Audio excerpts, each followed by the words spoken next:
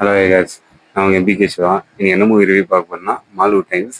இந்த படத்தை காசு பார்த்தீங்கன்னா லீட் ரோல் யார் பண்ணியிருக்காங்க பார்த்தீங்கன்னா நம்ம பிரேமலூரில் ஹீரோ நடிச்ச நாசலன் தான் ஹீரோ பண்ணியிருக்காரு. அவருக்கு ஃப்ரெண்டாக நடிச்ச சங்கீத் பிரதாப் பிரதர் இந்த படத்தில் இருக்காரு.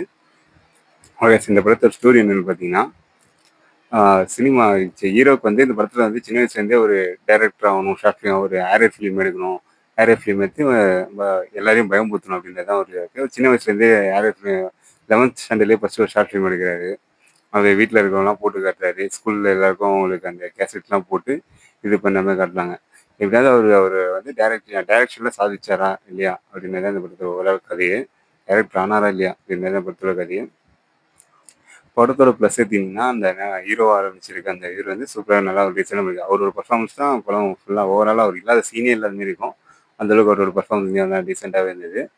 அது தாண்டி இந்த படத்தில் பார்த்தீங்கன்னா ஃபர்ஸ்ட் ஆஃப் சூப்பராக இருக்குது. மியூசிக் பேக்ரவுண்ட் மியூசிக்லாம் நல்லாயிருக்கு. ஒரு ரேப் சாங் மாதிரி ஒன்று வருது, அதுவும் நல்லாயிருக்கு.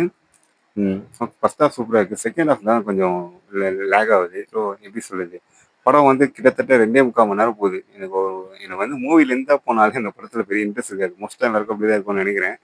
படம் லென்த்தாக போனால் அதுக்கேற்ற மாரி போகணும்ல, இது அவ்வளோ நேரம் போக வேண்டிய கதையே இல்லாத மாதிரி தோணுது.